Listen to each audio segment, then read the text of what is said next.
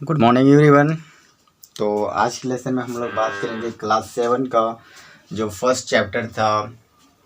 तो कुछ छूट गया था, कुछ टॉपिक मतलब कि 1.1 का 2 उसमें वन अगले वीडियोस जो बने थे।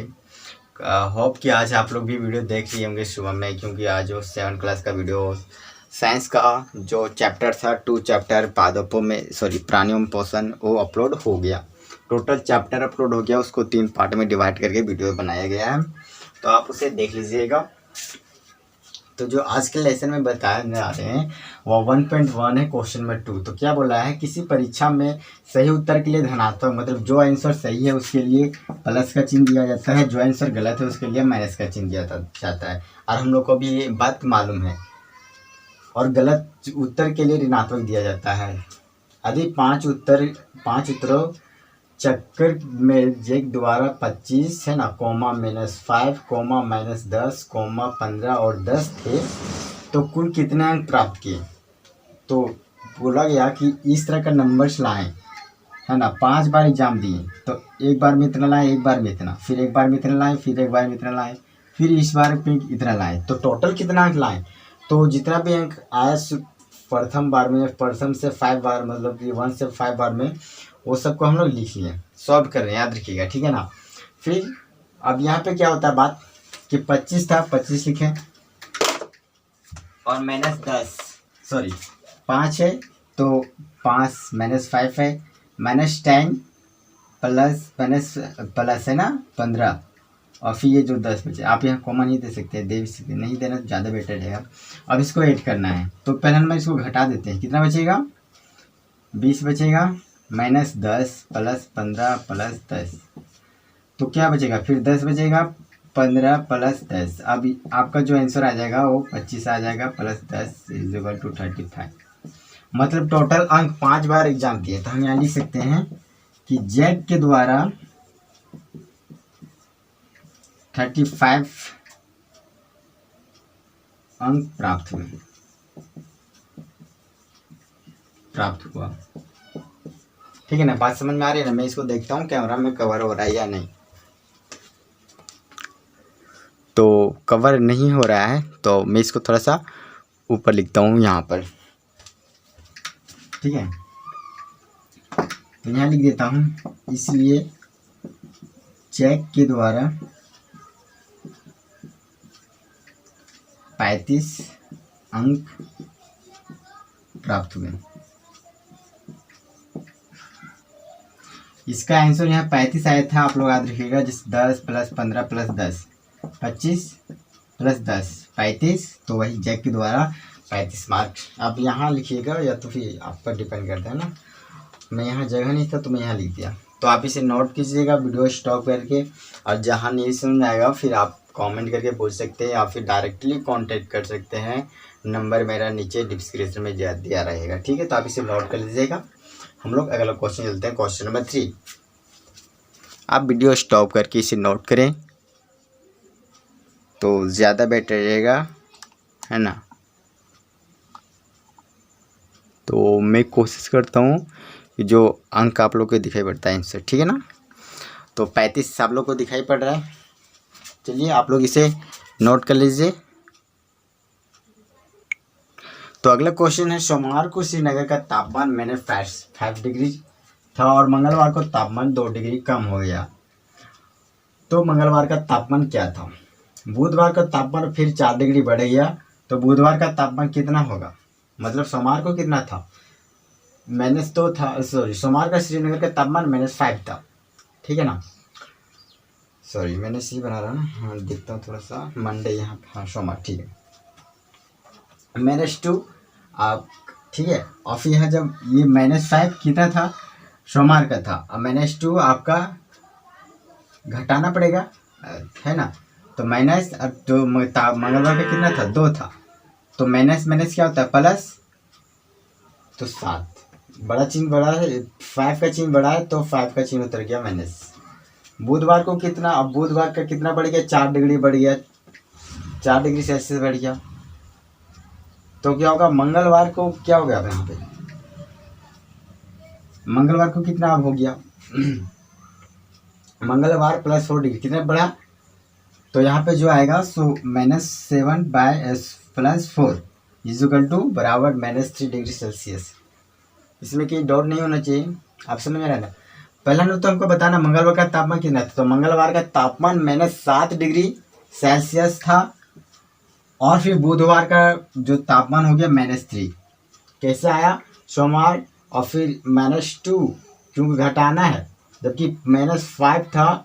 मंगलवार को तापमान 2 डिग्री कम हो गया तो घटाना था, तो मैंने फिर कितना घटाना था 2, तो ये समझ में आ रहा है ना, 2 घटाना था फिर -7, लेकिन घटाना तो पूरा नहीं, यहाँ तो 2 माइनस में लिखना था, लेकिन जब यहाँ भी माइनस है यहाँ भी माइनस है तो प्लस का चिन्ह आ गया तो जोड़ना पड़ेगा। जोड़ने के बाद जिसका चिन्ह बढ़ा है वो उतर गया।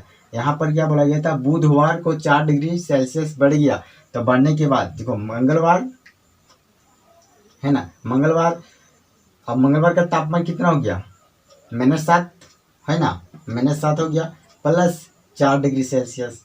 अब यहाँ पे क्या हो गया, माइनस का चिन्ह बढ़ा तो माइनस का 7 और 4 घटेगा तो -3 डिग्री सेल्सियस आ गया। ठीक है, तो कोई डॉट नहीं, आप इसे नोट कर लीजिए। हम लोग अगला क्वेश्चन चलते हैं, ठीक है ना। तो चलिए नोट कर लीजिए।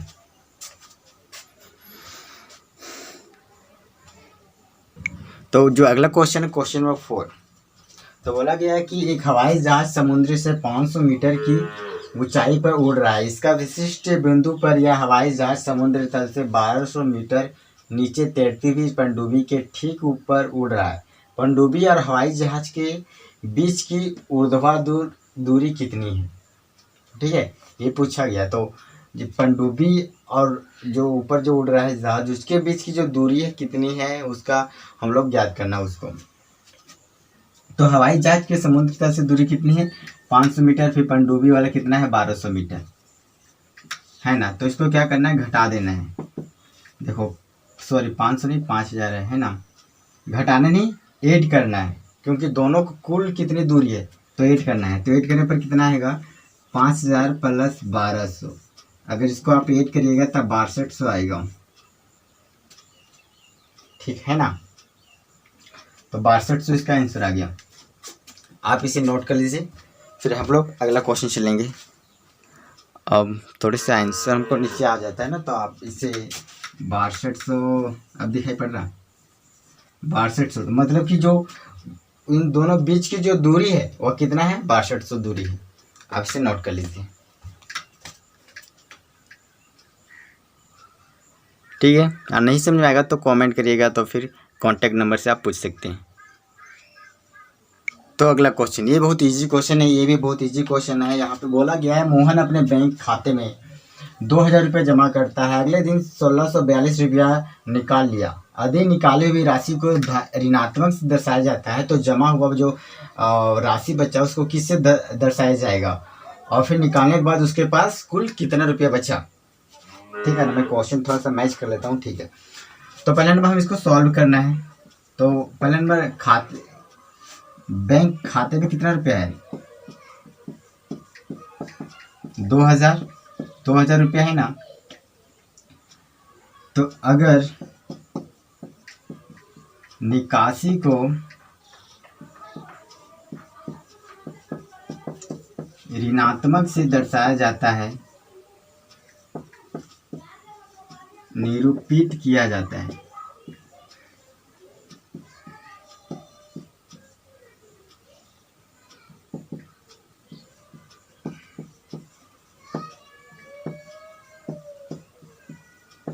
निरूपित किया जाता है, तो जमा राशि को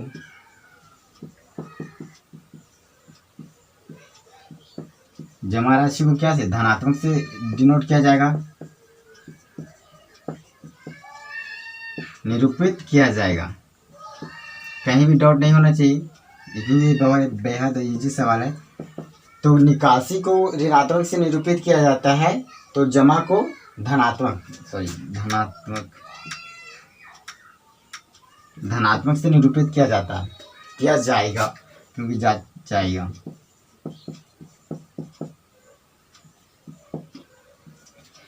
अब बोला गया इसके बाद जब वो 2000 में से 1642 निकाल लिया तो कितना रुपया बचा,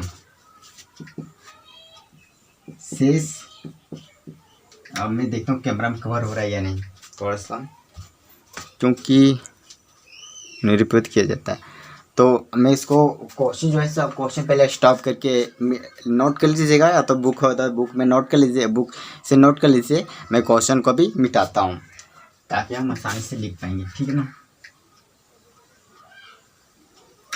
तो अब क्या किया था, जमा कितना था, मतलब शेष बची राशि, तो कितना रुपया शेष बचा तो आप किसे पता है नहीं ना। तो 2000 था पहले से, और कितना निकाला, 1642 रुपया निकाल लिया, तो कितना बचा। तो मैं यहाँ क्या कर रहा हूँ, इसको क्या करना पड़ेगा, जो ए रहेगा ना तो उसको घटाना पड़ेगा। तो आप भी घटाइए, मैं यहाँ कैलकुलेटर का यूज़ कर रहा हूँ।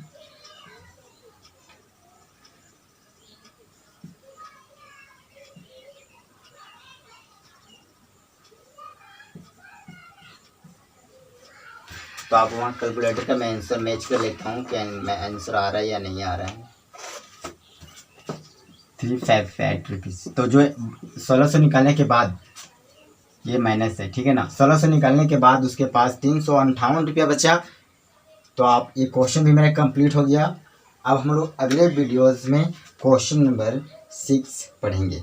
तब तक के लिए बाय। अब हम लोग अगले वीडियो मिलेंगे। Let's go on. वीडियो अच्छी लगी तो कमेंट लाइक सब्सक्राइब जरूर करिएगा, और फिर आप लोग को तुरंत मिलेगा क्लास 7 का क्वेश्चन नंबर 6 से वीडियो।